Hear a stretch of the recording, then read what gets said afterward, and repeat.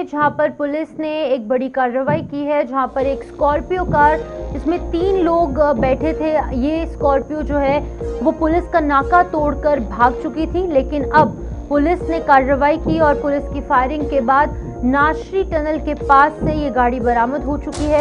Scorpio में जैसे मैंने कहा कि 3 लोग सवार थे, लेकिन इन तीनों में से एक व्यक्ति को गिरफ्तार कर लिया गया है और 2 मौके का फायदा उठाकर भाग गए। लेकिन उनकी तलाश में लगातार पुलिस और सीआरपीएफ के जवान जुटे हुए हैं। आपको बता दें कि रामबन जिले में जम्मू श्रीनगर नेशनल हाईवे पर पुलिस का नाका तोड़कर एक स्कॉर्पियो कार जो है वो भाग गई थी।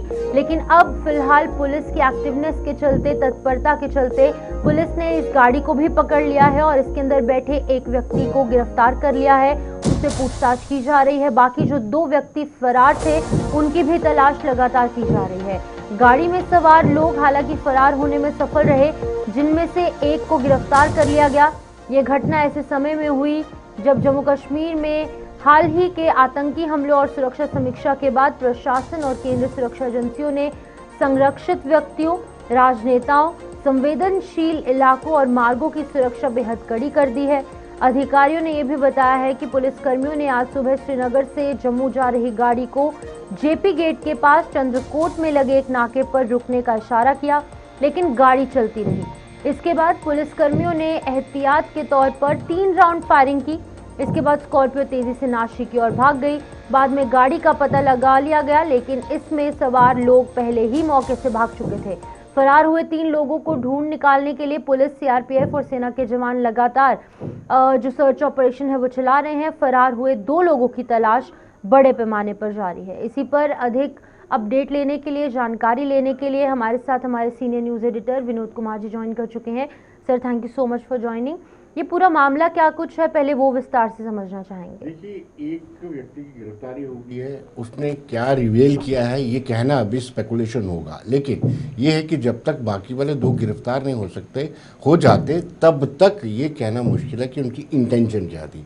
बड़ी बात यह है कि पीओके में लगातार प्रदर्शन चल रहे हैं और पाकिस्तान की सरकार पूरी तरह से घबराई हुई है।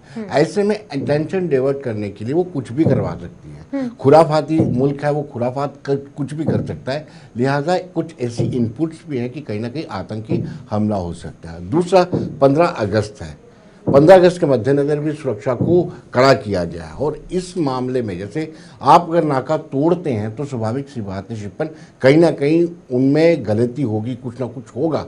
एक को गिरफ्तार कर लिया गया, दोनों की तलाश की जा रही है। सीआरपीएफ, लोकल पुलिस और सेना ने वहां पर पूरा कॉर्डन, एरिया को पूरा कॉर्डन कर लिया है और तलाशी चल रही है। लेकिन सर, ये कितना इम्पोर्टेंट है उन 2 लोगों को पकड़ना, क्योंकि एक को पकड़ लिया गया है, बाकी 2 का पता लगाना कोई मुश्किल बात नहीं है। कितना इम्पोर्टेंट रहता है इन दोनों को भी पकड़ना, क्योंकि हो सकता है कि ये बड़े आतंकी साजिश को अंजाम देने के लिए कुछ काम कर रहे हो या फिर नार्को टेररिज्म से भी रिलेट कर सकते हैं। बिल्कुल, एक बड़ी बात आपने ये कही कि जब एक व्यक्ति पकड़ा जाता है फिर बाकी 2 को पकड़ने में कोई मुश्किल नहीं आती है, क्योंकि उससे उनके एड्रेसेस पता चल जाएंगी कि वो कहाँ के रहने वाले और किस तरीके से, क्या उनकी अटेंशन थी और क्या क्या उनके फ़ोन नंबर है, क्या क्या, उससे वो सारी चेन बन जाएगी। लेकिन इस वक्त जब पकड़ा जाना है, इस वक्त इनका नाका तोड़ना ये वाकई में सुरक्षा को लेकर के कड़ी चिंता के विषय है कि आखिर ये लोग कौन थे, क्या इनकी मंशा थी और क्या इनकी प्लानिंग थी और किस जगह पर ये आतंकी हमला करना चाहते थे या फिर नार्को टेररिज्म फैलाना चाहते थे। लेकिन सर, अब देखिए, पिछले अगर हम 1 महीने की बात करें तो कश्मीर में अलग अलग 2 जगहों पर आतंकी हमले हुए। एक पुलिसकर्मी की जान गई, एसओजी का वो जवान था। 2 प्रवासी मजदूर छत्तीसगढ़ के रहने वाले, उन्होंने भी अपनी जान गंवाई। अब 15 अगस्त भी कुछ ही दिनों के अंदर आने वाली है, कुछ 6-7 दिन बचे हैं। लेकिन उस बीच में अब किस तरीके से सिक्योरिटी ग्रिड को और टाइटन करने की जरूरत है। हालांकि ऑलरेडी नाके लगाए गए हैं, ऑलरेडी काम किया जा रहा है, लेकिन अब और सुरक्षा कैसे बढ़ाई जा सकती है? देखिए शिपन, एक तो यात्रा चल रही थी, उसके मद्देनजर पहले ही एडिशनल डिप्लॉयमेंट होती ही है। दूसरा 5 अगस्त को लेकर के भी अतिरिक्त डिप्लॉयमेंट की गई थी, हमने शहर में भी देखा था, जगह जगह नाके लगे हुए हैं। तीसरा 15 अगस्त के मद्देनजर भी सुरक्षा बढ़ाई गई है, लेकिन आतंकी अपनी प्रेजेंस शो करने के लिए जिस तरीके से आपने बताया कि पुलिसकर्मी को शहीद किया गया और दूसरा 2 प्रवासी मजदूरों को नाम पूछ करके, धर्म पूछ करके पॉइंट ब्लैंक से मारा गया, ये एक चिंता का विषय है। लेकिन सिक्योरिटी, सुरक्षाकर्मी, सुरक्षा एजेंसी तालमेल बनाए हुए हैं। कोई भी अप्रिय घटना से निपटने के लिए वो पूरी तरह से तैयार है। बिल्कुल, बहुत बहुत शुक्रिया, तमाम जानकारी आपने दी।